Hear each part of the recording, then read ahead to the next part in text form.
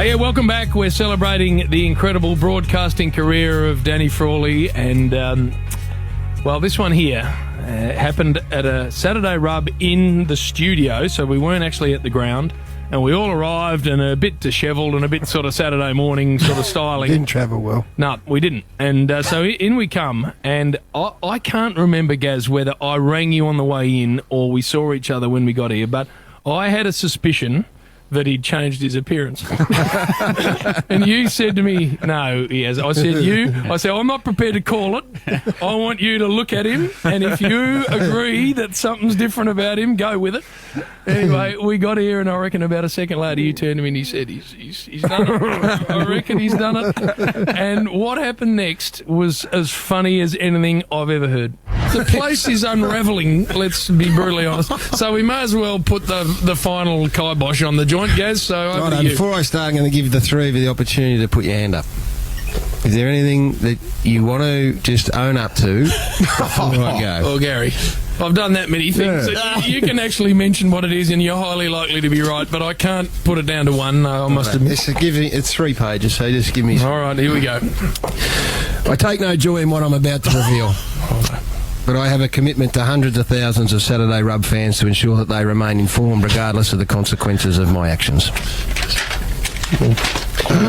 And make no mistake, my safety will be compromised as a result of the findings of a week-long investigation that has confirmed, albeit to my personal dismay, a situation that remains hard for me to digest and comprehend. That sounds it could be me. It's physical. The Triple M Saturday team is the tightest knit team in the history of football media. Yes, that's true. Lou, Jack and Bob may have appeared to many as a united group, but they have nothing on this group.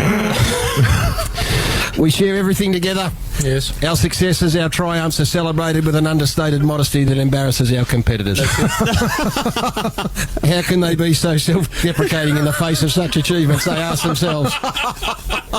I have been moved to ponder the same baffling question. On the rare occasion when one of us fails to live up to the extraordinary high standards that we demand of each other, we resist the temptation to revel in the failures of one of our own, and instead we gather ourselves around them and wrap the symbolic Triple M wings. That's a beautiful prose. Highlighted by our logo and Dr. Dan around them, and offer nothing but encouraging words and heart-wrenching empathy. Oh, no. Until they are able to dust off the stench of failure and rejoin the team. Oh, no. Albeit at the bottom of the peer ladder of respect. On this occasion, I can offer no such support. Oh, no. Oh, gee. Over the years, we have been prepared to deal with the hand that God has provided us. How's the preamble? Warrior is as blind as batshit and can't see past his nose, but he nobly accepts he has to front up in public with a pair of Coke bottles strapped to his face just to get through the day. It's not a pretty sight, but he lives with it. Your little drive-by? Jim has to exist in a that's all it is for world me. where those that he works with have been required to chisel frames of granite over the journey. I am no exception. How difficult it must be for him to front up each week with a sunken chest and arms of cotton. But he does regardless of his physical sense of inferiority. Oh, no. And yes, trimming up the body hair with a whippersnipper before I start each day is not a pleasurable experience. It is something I must do if I'm not to be herded up and dumped into the gorilla cage at the Melbourne Zoo. Oh, no. This is not good. Oh, no. Which leads me to Spud. Oh, no. The rugged son of a Bungaree potato farmer whose brothers-in-law, cousins and nephews, whilst never challenging for the cover of GQ magazine, remain comfortable in their own skin. Yes. When they look in the mirror, they have no choice but to play the hand they were dealt. And the great Spud Regis himself has been withering in his contempt for anyone that would dare try and alter the course the good Lord has provided by means other than hard work and good fortune. Where's this going? It's a big build-up. He refuses to even acknowledge that anyone may go down the hair hat path. Live with it, you conceited fool, was his response. Spray tans on males, would never talk to that person again. Yes. Moisturiser made him physically sick. Waxing, don't ever get changed in the same room as me again. But he reserved his most vicious and derisive comments for those that elected to go down the dental enhancement path. Now I'm on it. His disdain and contempt for our great friend Tony Jones has been bordering on slanderous and disparaging in such a way that I fear to cover up a more sinister subplot. Oh, no. That subplot can be revealed today. No. Danny Frawley, the humble, self-effacing country boy whose whole public image is based on the knockabout larrigan that would rather walk a greyhound with his great mate Plugger than go to a cosmetic shop with Michael Roberts, has succumbed to the lure of self-appeasement. In one of the most extraordinary about faces in recent history, Spud is now to be known as Chomper Frawley. Spud! Chomp, too. That's right. I have. The very thing that introduced Tony Jones. And I've been warning about for as long as I can remember now, stitched proudly inside his puffer lips, gleaming like the sun on a Caribbean beach. I've had one. Spud! Chomp. I'll tell you what happened. Oh, no. Spud's head is Chomper's done! I've had one. No. You're going to hear me out. Oh, no, Spud. I will not throw anyone under the bus. But someone in this studio alerted me to the fact. I cannot believe what I've just heard I can't admitted. either. No, Spud's I can't. had the teeth done. No. I'll tell you. All right, I've had one done. All right, I can't get it out. Do you want me to get the bloody... It's not an excuse, it's a fact of life. Can I get it out? Go on, Chomp, get over it. Okay, you'll... For the listeners out there... Like a movie screen.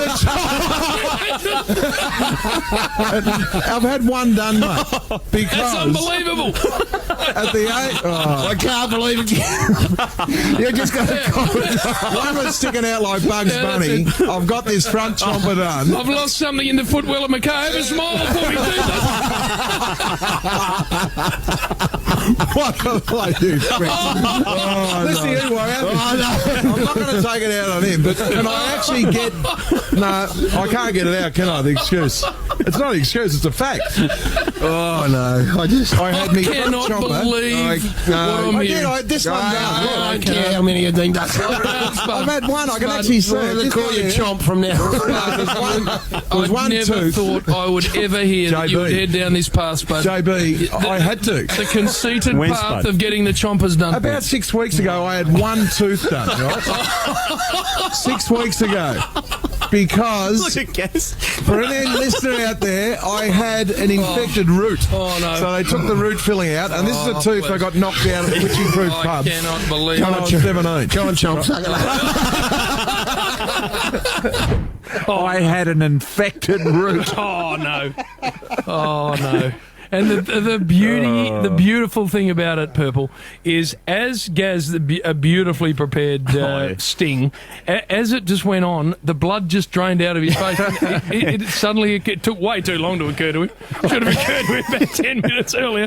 But suddenly he realised what was coming his way, and you could see through him. You two had built it up for a week, and I feared whatever it was you'd found to talk about was going to be the target being me. But once I realised 2 minutes in, Gaz, it wasn't me, I was very, very happy.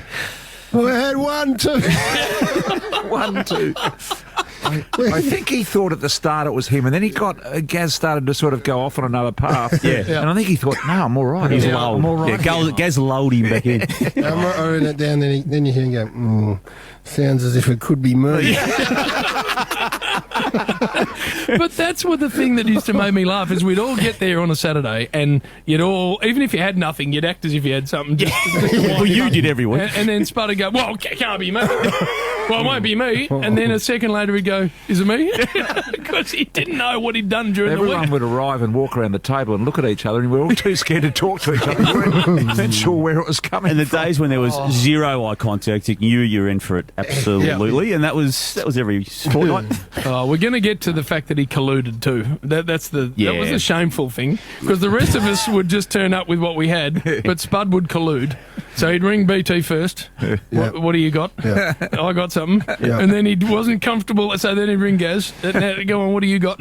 You were the worst because he needed, or you, but he'd rather get Warrior than you or Brian. or me, and then he needed help because he had to have some degree of sophistication. Yeah, to it, and that's where he needed. and the double agent in him had it that he would call you, Jim, but then he would forget what he's told you. That's it. And then call me and tell me what he's told you. Yeah, that's it. And by the time we get there, we all knew what he was about to do, but then we knew that he wouldn't be able to deliver it anyway. But by butchering it, it actually made it funnier.